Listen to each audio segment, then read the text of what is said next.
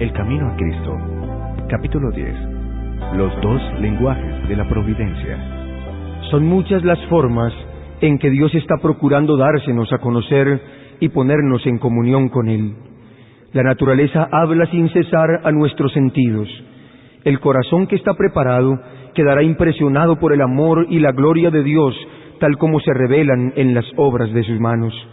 El oído atento puede escuchar y entender las comunicaciones de Dios por las cosas de la naturaleza, los verdes campos, los elevados árboles, los botones y las flores, la nubecilla que pasa, la lluvia que cae, el arroyo que murmura, las glorias de los cielos hablan a nuestro corazón y nos invitan a conocer a aquel que lo hizo todo.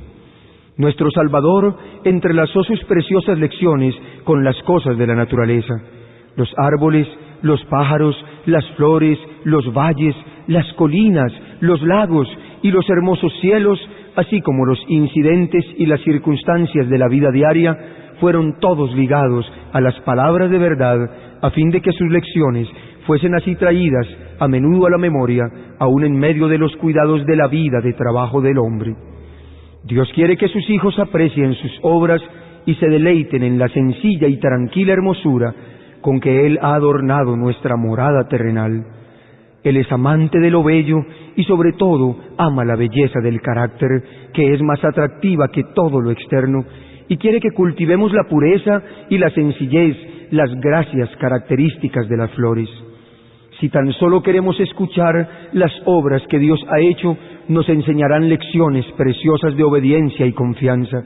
Desde las estrellas, que en su carrera por el espacio sin huellas, siguen de siglo en siglo sus sendas asignadas, hasta el átomo más pequeño, las cosas de la naturaleza obedecen a la voluntad del Creador.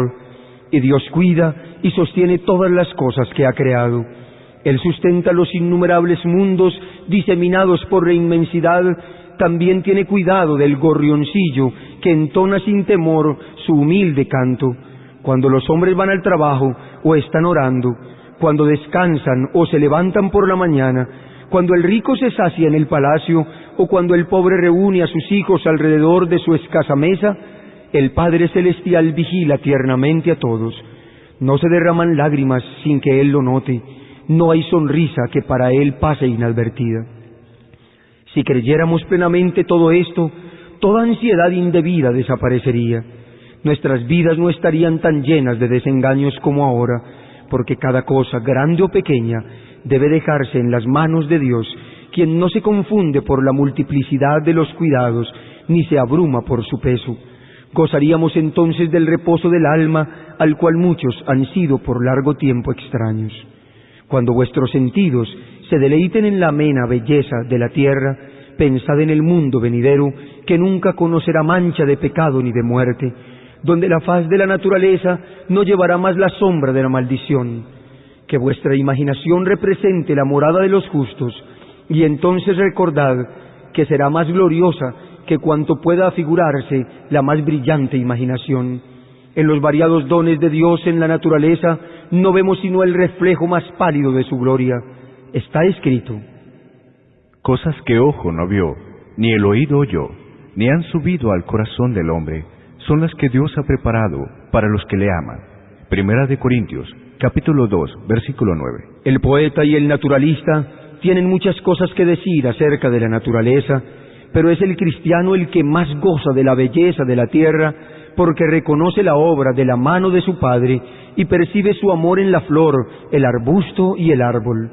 Nadie que no los mire como una expresión del amor de Dios al hombre puede apreciar plenamente la significación de la colina, ni del valle, del río, ni del mar. Dios nos habla mediante sus obras providenciales y por la influencia de su Espíritu Santo en el corazón. En nuestras circunstancias y ambiente, en los cambios que suceden diariamente en torno nuestro, podemos encontrar preciosas lecciones si tan solo nuestros corazones están abiertos para recibirlas. El salmista, trazando la obra de la providencia divina, dice: de la misericordia de Jehová está llena la tierra. Y también, ¿quién es sabio y guardará estas cosas y entenderá las misericordias de Jehová?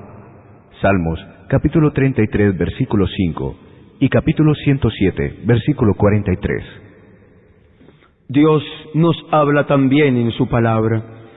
En ella tenemos en líneas más claras la revelación de su carácter, de su trato con los hombres y de la gran obra de la redención. En ella se nos presenta la historia de los patriarcas y profetas y de otros hombres santos de la antigüedad. Ellos eran hombres sujetos a sentimientos semejantes a los nuestros. Santiago, capítulo 5, versículo 17. Vemos cómo lucharon entre descorazonamientos como los nuestros, cómo cayeron bajo tentaciones como hemos caído nosotros, y sin embargo cobraron nuevo valor y vencieron por la gracia de Dios, y recordándolos nos animamos en nuestra lucha por la justicia. Al leer el relato de los preciosos sucesos que se les permitió experimentar, la luz, el amor y la bendición que les tocó gozar, y la obra que hicieron por la gracia a ellos dada, el Espíritu que los inspiró enciende en nosotros un fuego de santo celo y un deseo de ser como ellos en carácter y de andar con Dios como ellos. Jesús dijo de las Escrituras del Antiguo Testamento: y cuanto más cierto es esto acerca de nuevo, ellas son las que dan testimonio de mí, el Redentor, aquel en quien se concentran nuestras esperanzas de la vida eterna. Juan, capítulo 5, versículo 39. Sí, la Biblia entera nos habla de Cristo, desde el primer relato de la creación, de la cual se dice: sin Él, nada de lo que ha sido hecho fue hecho, hasta la última promesa: mira que yo vengo pronto. Leemos acerca de sus obras y escuchamos su voz. Juan, capítulo 1, versículo 3, y Apocalipsis, capítulo 22, versículo 12. Si deseáis conocer de sus obras y escuchar su voz, si deseáis conocer al Salvador, estudiad las Santas Escrituras. Llenad vuestro corazón de las palabras de Dios. Son el agua viva que apaga vuestra sed. Son el pan vivo que descendió del cielo. Jesús declara: si no coméis la carne del Hijo del Hombre y bebéis su sangre, no tenéis vida en vosotros. Y al explicarse dijo: las palabras que yo os he hablado son espíritu y son vida. Juan, capítulo 6, versículos 53 y 63. Nuestros cuerpos viven de lo que comemos y bebemos, y lo que sucede en la vida natural sucede en la espiritual. Lo que meditamos es lo que da tono y vigor a nuestra naturaleza espiritual. El tema de la redención es un tema que los ángeles desean escudriñar. Será la ciencia y el canto de los redimidos durante las interminables edades de la eternidad. ¿No es un pensamiento digno de atención y estudio ahora? La infinita misericordia y el amor de Jesús, el sacrificio hecho en nuestro favor, demandan de nosotros la más seria y solemne reflexión. Debemos espaciarnos en el carácter de nuestro querido Redentor e Intercesor. Debemos meditar sobre la misión de aquel que vino a salvar a su pueblo de sus pecados. Cuando contemplemos así los asuntos celestiales, nuestra fe y amor serán más fuertes y nuestras oraciones más aceptables a Dios, porque se elevarán siempre con más fe y amor. Serán inteligentes y fervientes. Habrá una confianza constante en Jesús y una experiencia viva y diaria en su poder de salvar completamente a todos los que van a Dios por medio de Él. A medida que meditemos en la perfección del Salvador, desearemos ser enteramente transformados y renovados conforme a la imagen de su pureza. Nuestra alma tendrá sed y sed de ser hecha como aquel a quien adoramos. Mientras más concentremos nuestros pensamientos en Cristo, más hablaremos de Él a otros y lo representaremos ante el mundo. La Biblia no fue escrita solamente para el hombre erudito. Al contrario, fue destinada a la gente común. Las grandes verdades necesarias para la salvación están presentadas con tanta claridad como la luz del mediodía, y nadie equivocará o perderá el camino, salvo los que sigan su juicio privado en vez de la voluntad divina tan claramente revelada. No debemos conformarnos con el testimonio de ningún hombre en cuanto a lo que enseñan las Santas Escrituras, sino que debemos estudiar las palabras de Dios por nosotros mismos. Si dejamos que otros piensen por nosotros, nuestra energía quedará mutilada y limitadas nuestras aptitudes. Las nobles facultades del alma pueden perder tanto por no ejercitarse en temas dignos de su concentración que lleguen a ser incapaces de penetrar la profunda significación de la palabra de Dios. La inteligencia se desarrollará si se emplea en investigar la relación de los asuntos de la Biblia, comparando texto con texto y lo espiritual con lo espiritual. No hay ninguna cosa mejor para fortalecer la inteligencia que el estudio de las Santas Escrituras. Ningún libro es tan potente para elevar los pensamientos, para dar vigor a las facultades, como las grandes y ennoblecedores verdades de la Biblia. Si se estudiara la palabra de Dios como se debe, los hombres tendrían una grandeza de espíritu, una nobleza de carácter y una firmeza de propósito que raramente pueden verse en estos tiempos. No se saca sino un beneficio muy pequeño de una lectura precipitada de las Sagradas Escrituras. Uno puede leer toda la Biblia y quedarse, sin embargo, sin ver su belleza o comprender su sentido profundo y oculto. Un pasaje estudiado hasta que su significado nos parezca claro y evidentes sus relaciones con el plan de la salvación es de mucho más valor que la lectura de muchos capítulos sin un propósito determinado y sin obtener ninguna instrucción positiva. Tened vuestra Biblia a mano, para que cuando tengáis oportunidad la leáis. Retened los textos en vuestra memoria. Aún al ir por la calle podéis leer un pasaje y meditar en él hasta que se grabe en la mente. No podemos obtener sabiduría sin una atención verdadera y un estudio con oración. Algunas porciones de la Santa Escritura son en verdad demasiado claras para que se puedan entender mal, pero hay otros cuyo significado no es superficial para que se vea a primera vista. Se debe comparar pasaje con pasaje, debe haber un escudriñamiento cuidadoso y una reflexión acompañada de oración, y tal estudio será abundantemente recompensado.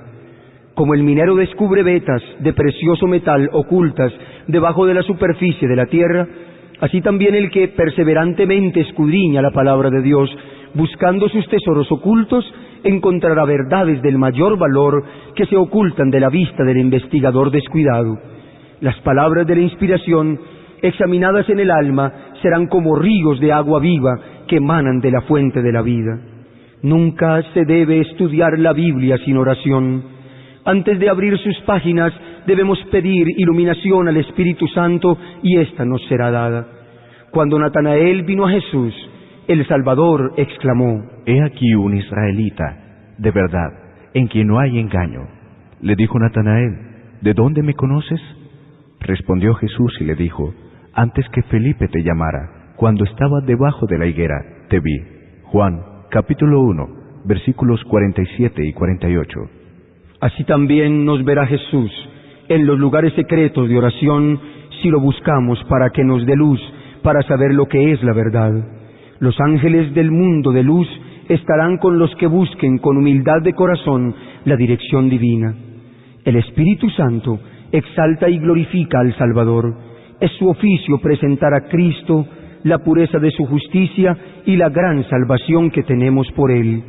Jesús dice: «El Espíritu tomará de lo mío y os lo hará saber».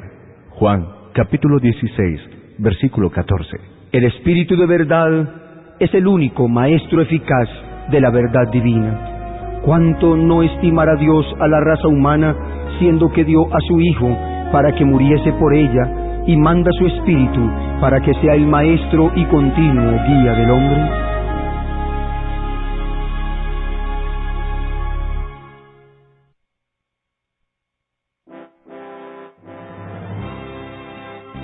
Agradecemos a Zulay Herrera, a Ricardo Merchán, a Daniel Ospina y a Juan Carlos Rincón por esta versión del Camino a Cristo en audio digital. La reproducción del mismo es un servicio del Ministerio Evangelio Eterno. Para obtener gratuitamente estudios selectos de la Biblia y de los escritos de Elena G. de White, o para solicitar nuestras publicaciones impresas, diríjase a www.hogarysalud.com y www.evangelioeterno.com.